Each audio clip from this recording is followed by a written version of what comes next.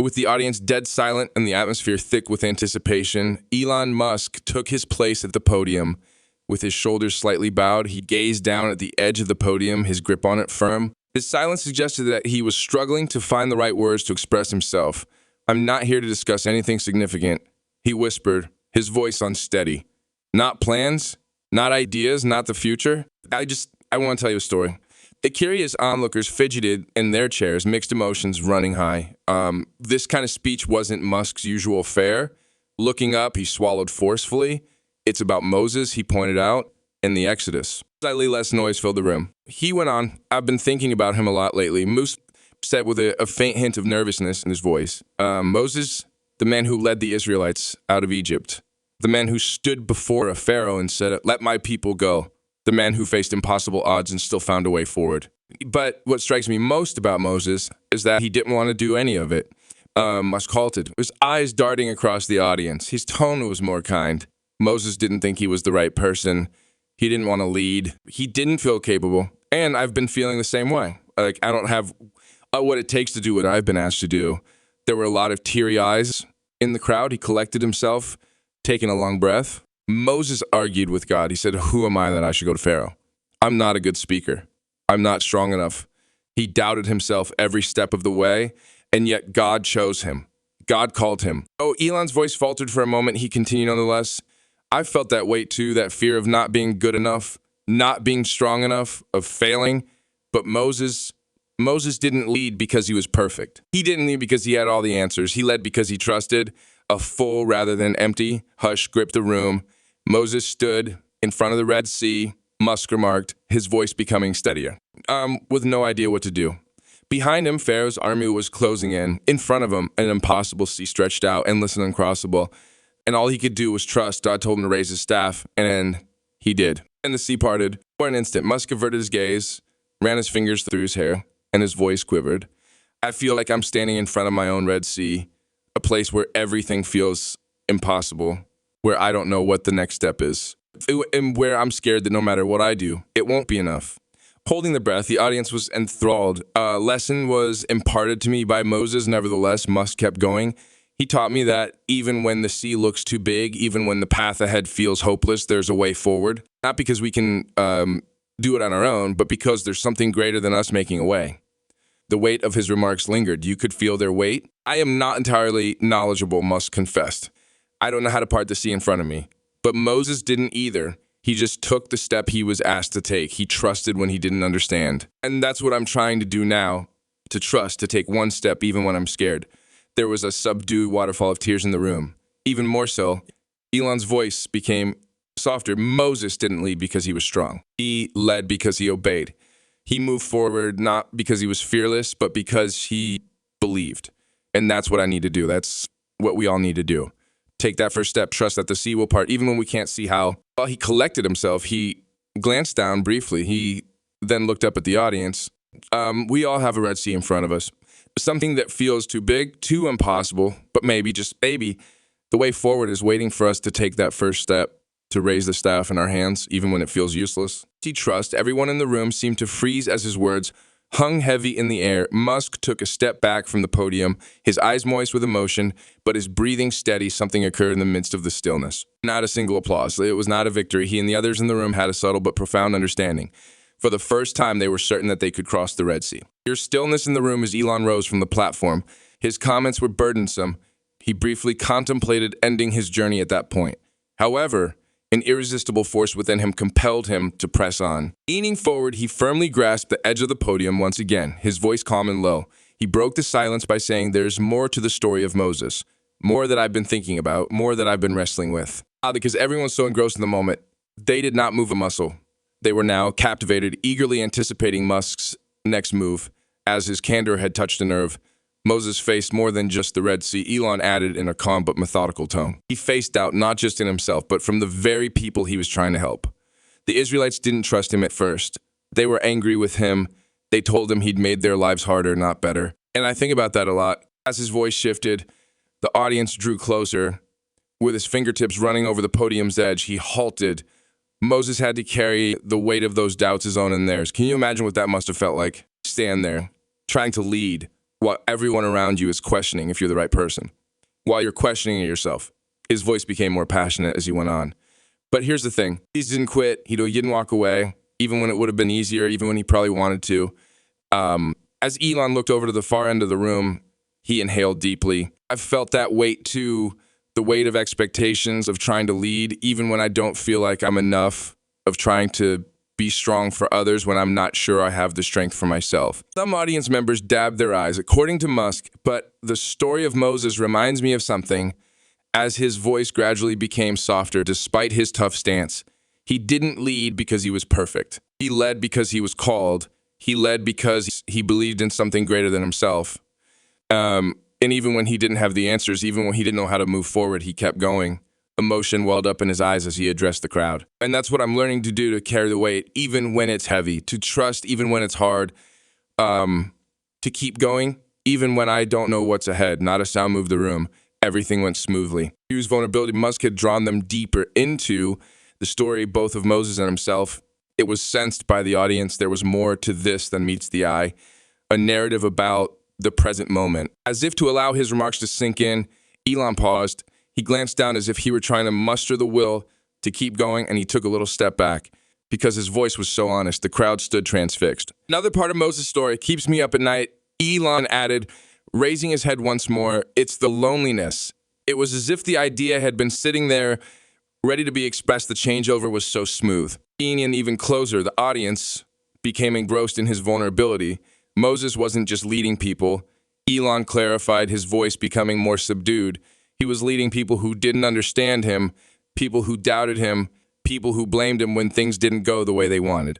With his hands on the podium, he paused. And I think about that a lot, how lonely he must have felt, standing there, carrying the weight of all those people, trying to believe in something bigger than himself while they questioned him every step of the way. How there was an increasing stillness in the room. I've experienced that sense of isolation. Elon confessed, his voice betraying his feelings. Some people will never see the effort, the sacrifices, the decisions. His words cut deep, resonating with anyone who has ever tried to shoulder more than they thought they could bear. He shifted slightly, his shoulders rising and falling as he exhaled slowly. It's not the kind of loneliness that comes from being alone in a room, to which Elon responded. But Moses, his voice slightly rising, he continued on, regardless of the people's complaints. And that was even when they betrayed him. Even while he prayed to God for strength on that peak, he persisted. A sense of connectedness rather than restlessness caused the room to tremble ever so slightly. That being a leader doesn't always need flawless performance is something Elon clung to. It is not important for everyone to comprehend you. Passion is to keep on leading, even when it seems like all you can do is wilt under the pressure. You have to have faith. Elon paused, looking out over the room, his hand still resting on the podium. His silence wasn't empty, it was full. As if every person in the audience was holding their breath, waiting for him to continue. His gaze swept the room, and for the first time that night, he saw nods. They weren't just listening anymore, they were with him, and he knew now was the time to press on. But uncertainty doesn't just evaporate, he continued, breaking the silence. Moses had it tough. Despite everything that had happened, including direct revelation from God, he continued to battle the doubt that he was adequate. And I understand how it feels. The spectators were engrossed in his contemplation and never looked away. Moses questioned God. Elon added, he said, I'm not the right person. Unfortunately, my speech isn't well. God told him, I am not capable of doing this. I will be with you, was all God said. He didn't provide any encouragement, like you'll figure it out or you're stronger than you think. The air was even more heavy with silence as Elon's voice lowered in volume, yet it exuded an unsettling new strength. Trusting that you are not in this journey alone is something that has been occupying my thoughts quite a bit. That even when the burden seems insurmountable, it is also being carried by someone bigger than you. A little more firmly, he grasped the podium with his hands. It wasn't because he was brave or flawless that Moses took the lead. Due to his trust, he took the lead. The presence of God, he believed, was sufficient. I am not alone in my struggles is something I am striving to understand, especially on the days when I feel like giving up and having no idea what to do next. The impact of his remarks swept across the audience, leaving everyone completely quiet. And maybe that's the thing we should all keep in mind. Elon stated, his voice composed yet rife with emotion, that we are not obligated to handle everything by ourselves, that there are those who share our struggles even in the face of seemingly insurmountable obstacles, always by our side. As he spoke, the room fell silent, and the bond between him and the crowd grew stronger than before. Elon's words didn't belong to him alone, but to everyone in the room. The weight of his words seemed to lift off him as he took a deep breath, his hands gently resting on the podium. Elon spoke in a steady but low voice, but here's the part of Moses' story that strikes me the most. It's not just that he trusted God's promise to be with him. That was just the beginning. It's the fact that, having said yes, he persisted through the inevitable difficulties. The audience was enthralled, their faces showing a blend of curiosity and empathy. Let my people leave. When Moses initially approached Pharaoh with that request, did you know what happened? Things didn't get better, they got worse. Elon said, his gaze darting over the procession. The Israelites were forced to work harder by Pharaoh. He continued to insist on the same quantity of bricks even after he removed the straw they required to construct them. Oh, and the people betrayed Moses once again. They blamed him. They said, a low, familiar sound resounded across the audience as Elon spoke, and his voice became more subdued. He might have just given up. I tried, but it's too hard. He could have said and gone at that moment. It's not working, he said, but said nothing. He returned. Even though it seemed like God had left him, he had faith that he hadn't. His hands clenched the podium even more firmly as he stopped. Things don't always get easier the moment you step out in faith. That's been a tough lesson for me. From time to time, they become more challenging. At times like these, when you feel like giving up, it's important to recall the reasons you began. With his remarks resonating through the entire room, the air was dead silent. Moses didn't give up because he wasn't doing it for himself. Elon stated with a composed yet determined tone, he was doing it for the people he was called to lead, for something bigger than his own comfort or success. That it is not about me is what I tell myself whenever I feel the want to give up. Whoever is relying on me, whether consciously or not, is the focus here. Once again, a hint of vulnerability flickered in his eyes as he scanned the room. And maybe that's what keeps all of us going, not the promise of an easy path, but the belief that what we're doing matters even when it's hard. After Elon spoke his final words, the room fell into a profound stillness that conveyed understanding. He glanced around at the audience, who appeared to be going through similar struggles and asking similar questions. He hesitated briefly before leaning forward again, his words hanging in the air like a steady heartbeat. But listen, he started, his voice becoming more subdued. The promised land was never seen by Moses. As the unexpected shift drew even more attention to it, the crowd trembled a little. He guided the people through the desert for 40 years. Elon went on to say, despite their doubts and their disobedience, he sacrificed everything for them. Hunger, revolt, and warfare were all part of it. After everything that happened, he still wasn't the one who crossed the Jordan. He was able to take in the scenery from afar, but he never actually entered. He continued despite a little tremor in his voice. And I've had a terrible time making sense of that. Why is it that it feels so unfair? After all your hard work and sacrifice, you still won't receive the reward you deserve. There was relative silence among the onlookers, but a few nodded in agreement. But something is becoming more apparent to me the more I consider it. Elon stated in a calm but unwavering tone he had no place in Moses' narrative. It was always about her, for others, for the people he was leading, and for years to come, it was about what God was doing through him. His hands gently rested on the podium as he hesitated. Doing the right thing, even when we can't see the big picture, maybe the true calling. Have faith that our hard work and sacrifice will be worthwhile, both for ourselves and for generations to come. As Elon's voice grew softer once more, a handful of the audience members' cheeks moistened with tears. Even though he was unable to reach the promised land, Moses accomplished his mission. The people were escorted there by him, and they found hope in him.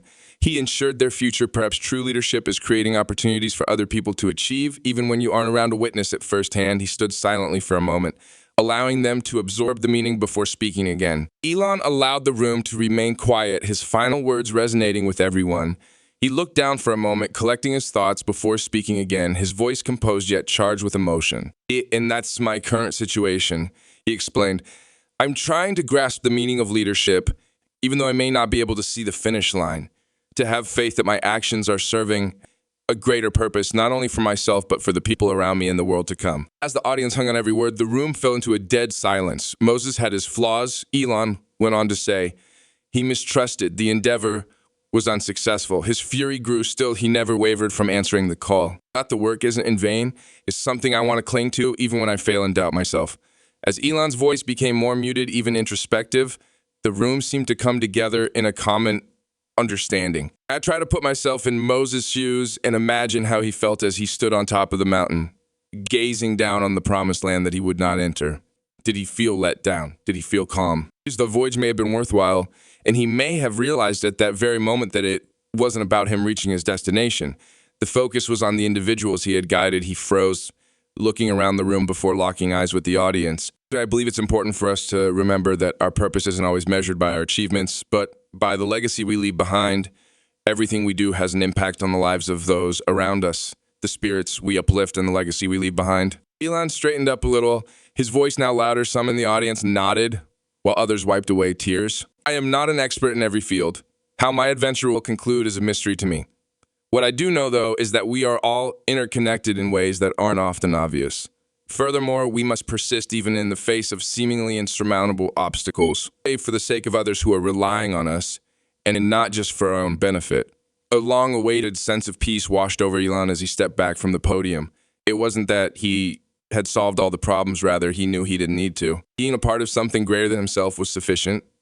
The room was silent, but it wasn't empty, rather. It was full of hope, reflection, and connection. As Elon stepped back from the podium, a profound stillness lingered in the room, filled not with emptiness, but with connection and hope. His vulnerability had unlocked something deep within every heart present. It wasn't just a story of Moses or a reflection on leadership. It was a shared journey, a reminder that no matter how heavy the weight, we are never truly alone.